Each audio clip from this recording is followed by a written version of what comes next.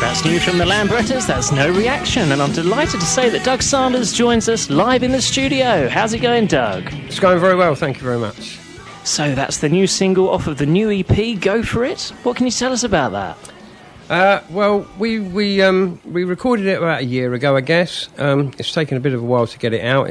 I don't know the exact date of release, it was a month or so ago. And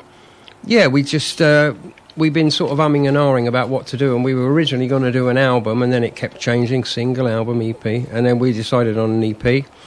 Had quite a few songs that I'd written anyway, so we just went in the studio then, went into a really nice studio out in the country, which the name escapes me for the minute, and then like I say, it was released a month or two back, and it's been going really well. There was no download. We made a conscious effort, decision rather, not to do a download. So there's CD, which has got 4 tracks on it, and then there's a vinyl, a sort of limited edition vinyl, and that's got the same tracks, but it's also got a live Poison Ivy on it as well, the vinyl. But and as we were talking off air, I mean, how many times have you performed that song, Poison Ivy? Wow, too many to I just don't know. It's one of those songs. It's like, we have to play it. We'd be crucified if we didn't. But it's I think every band's or most bands have got a song that's like, it's a blessing and a curse both.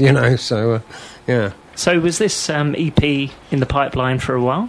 Yeah, it was in the pipeline for a while. It was, like I say, we weren't really quite ready for an album, and we had a bit more than just a single. So that's why it ended up as an EP. But yeah, so yeah, I think it's a very good single. Yeah, I heard it for the first time just now. Very lively and very much your forte, isn't it? Yeah, I mean, I think the songs, they're quite diverse in a way, because that one's very, very typical Lambrettas, that track. And then there's one that's a bit slower and a bit sort of more funky, can I say that? I don't know if I'm allowed to say that.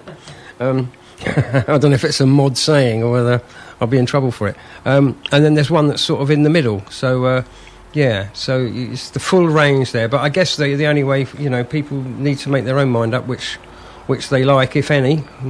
But there's a range there. So yeah, definitely. Well, we like the first single off of this EP. We're going to play the next one. Go for it now. Thank you very much. In the studio with Doug Sanders, rather. You did say, though, I'm not the only one to get that wrong. No, a lot of people say Saunders instead of Sanders. Actually, just before we get on to the next subject, it was Granary Studios where we recorded that.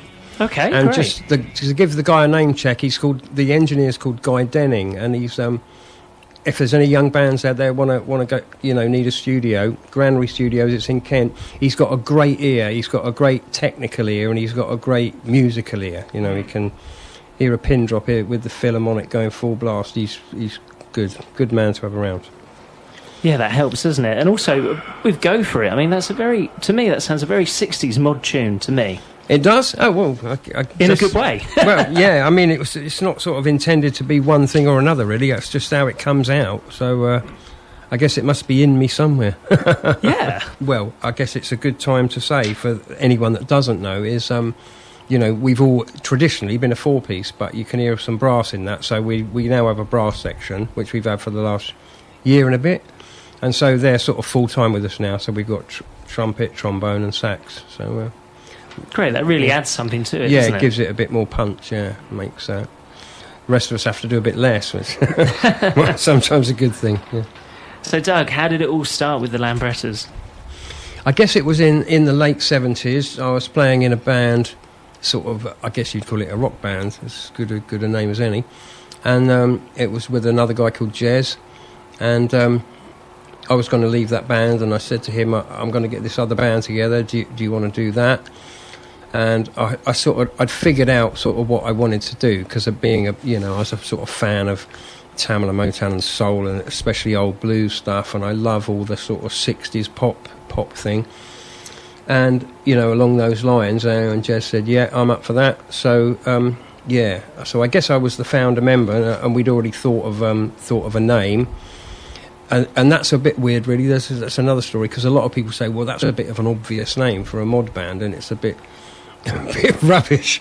And I can sort of see their point, but what they probably don't realise is back then, there was sort of a handful of mod bands at best, and there certainly weren't any in Brighton, and anyone that was into the sort of mod thing, there was about a dozen people in Brighton that called themselves mods, and I knew every one of them, so the point we were trying to make, or what we were trying to do, was say to people, this is what we are, and so to make it obvious. But we didn't realise that the mod revival thing would sort of grow as it did. We just assumed it would say a cult thing, so we thought, if we make it obvious, then it'll bring some more people on board. But that didn't go quite to plan. No, but I think it was a great era. I mean, you had so many great mod revival bands, didn't you? Yeah, absolutely, You had yourself, you also had Secret Affair, you Yep. had The Jam, the Merton Parkers, all Yeah. these bands. And Yeah. Fantastic. The usual suspects, yeah. Well, we run into some, there's still some of them are still out there. Secret Affair, we're doing a gig with them. We've got a few coming up, and we've done loads with them already, and they're really nice fellas, and so we're playing in Wales, a place called Porth Call, which is a sort of little mod fest, I think it's called, a mod fest on the beach. Anyhow, we're playing, and Secret Affair and some other bands. Great. This Saturday, isn't it, I think? Yeah, this Saturday, yeah. 24th of June. And you performed with Secret Affair a few times, Yeah, haven't you? we do a lot with them, and so, we invariably end up in the same hotel, so we know them pretty well by now. After all this time, but like I say, they're easy to get on with. They're very down to earth fellas, They're all right. So you mentioned Motown. Was that, apart from the mod scene, was that one of your favourite genres? Yeah, I mean, I like so many different things. I was going to say an eclectic mix, but I hate people that say that, so I'm not going to say it. But no, I do. I listen. I worked at Glyndebourne Opera for a bit, so and I got to love that, and I quite like jazz, and I really like some of the sort of West Coast sort of stuff, and so yeah, there's not much. There's not much music I don't like really. I listen to anything, and I like most of it. To be absolutely honest, it's the universal language and all that. Yeah, I mean, it must help as a musician, doesn't it? I mean, if you like a broad range Well, I of music. think you soak it up, inadvertently or not. And I guess the things that you're drawn to, if you're a musician, then I think they're the things that are going to come out in your writing. So, what you were saying just a minute ago, that sounds like a 60s tune. That's, I do listen to quite a bit of that and like a bit of that. And I didn't plan it to sound like that, but if you say it does, then I'll take your word for it. In my opinion, it does, in a good way. Yeah, I'll take that as a compliment. Yeah, absolutely. Because a lot of 60s music still sounds as fresh as it did then, doesn't it? 'Cause Yeah, you still hear it. So. Yeah, I really like it, and it's and I don't. There's so many. There's all these things like the Hollies, and there's just a barrage of them, and they were just knocking out tunes, really memorable, good tunes every week, and the facilities they had then was a lot different to what's available now. So there's a nice sort of honesty about it, I think, and a lot of it's very simple. So I think that just the melodies had to stand up. They really did. So. Yeah, I think now when you record, I mean, how much different is it from when you first recorded? Well, you can cheat now. Excuse me. It's for instance, I'll try to give you an example for those people that don't know. You could record, go through the song, from start to finish, and what we normally do is we play it sort of as a band, but the main idea is to get a drum track down first. Then when you've got the drum track down, then you go through it with the bass, because you're not going to get them all at the same time. Back then, they'd, invariably play them to get, do it. They'd set up each instrument. They'd set up the sound how they wanted it. They'd play it, and whatever take was the best, they'd use that one.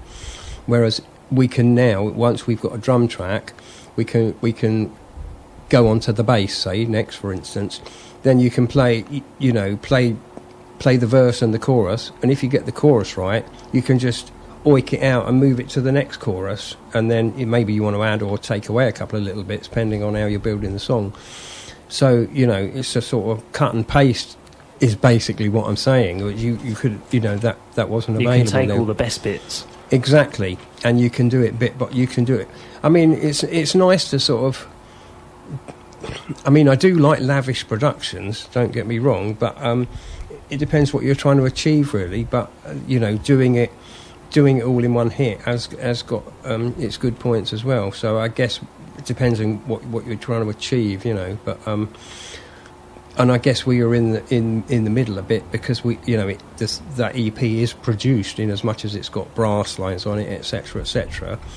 And we didn't do all in one take, but we did it in a fairly simple, traditional way, I guess. But also using modern technology as well. Of course. Well, you've got to, haven't you? Yeah, you can't sort of de-invent something, you know, when it's there. So. Yeah, use it, definitely. Yeah. We're now going to hear something from the Quadrophenia soundtrack. Are you a fan of the film? Yeah, absolutely, yeah. Me too. So, Doug, you were saying about your music and the different ways of putting together records now. What do you think is the biggest difference? Wow. I think pretty much what I said before. It's all about technology, and the fact that, you know, there are a lot of things you can do a lot easier. Maybe not easier. That's probably not fair. Quicker, and you know, there is a financial aspect to all these things. Sadly, I wish there weren't. But so, you know, if you're in a studio that's costing you, you know, so many's a day, you know, you it's good if you can take a few shortcuts, and technology does provide that. That doesn't necessarily mean the music suffers, because you know, a good song is a good song is a good song, as it were. So yeah. It's just a different way of working. Absolutely, I guess. Yeah. So tell us about some of your gigs that you've got coming up. Okay, we've got two things, and they're both called Modfest on the Beach, because they're done by the same promoter, I'm thinking. And one is a Porth Call in Wales, and that's this Saturday, the 24th. And the other one is at a place called the Winter Gardens in Morecambe, which is sort of up the other end of the country, on the 15th of July. Then we've got one in Middlesbrough, I think that's the 28th of July, a Music Mania Festival, that's the 6th of August, that's in Worthing. Something in Dunoon in Scotland, I'm not quite sure what that is, but it's sounding like it's going to be good. Exeter, 30th of September. Then there's a thing that From the Jam do on Clapham Common. They do it every year, so we're doing that with them this year. I think that's November the 24th. And, you know, I'm sure there's a few others, but they're all on our website. So we have a website and Facebook and Twitter. So you got plenty going on there. We got enough to be doing, and then I'm trying to write songs as well. So as are the others. So you think about doing an album, possibly? Yeah, funny you should say that. Yeah, we are. So I've been doing some writing. Well, I never stopped doing that. So hopefully at the end of the year we'll start to do something, and I'm hoping that because when we did the EP, once we finished the recording, it was quite a long time between that and getting it released, where I'm hoping that that's going to be a bit of a shorter journey this time. I'm sure it will be. I think a lot of people don't realise how long it takes to make an album. It's quite a long process, isn't it? Yeah, absolutely, yeah. I mean, you can always, you know, need more time, because it depends how fussy you are, I guess, but I'm fairly fussy, and no matter what, even when we finished it, I'm straight away thinking, I wish I'd have done that, I wish I'd have done that, I wish I hadn't have done that, you know, so, but you could go on forever if you... Yeah, overproduction. Yeah, absolutely. So you was also telling me about an interesting gig that you did in Monza. Oh, yeah. We they had the 70th anniversary of the Lambrettas scooter, so we got asked to headline this gig, and it was next to the track in Monza, next to the F1 track. There's a corner there called the Parabolica, and they had this. It was right there, and they had this huge marquee, and we played there, and it was brilliant. We were watching cars rip practice in the afternoon up on the grandstand, and then just being generally, you know, looked after by crazy, very enthusiastic Italian folk. And we've done Italy a few times before, and they're always what you call a warm audience.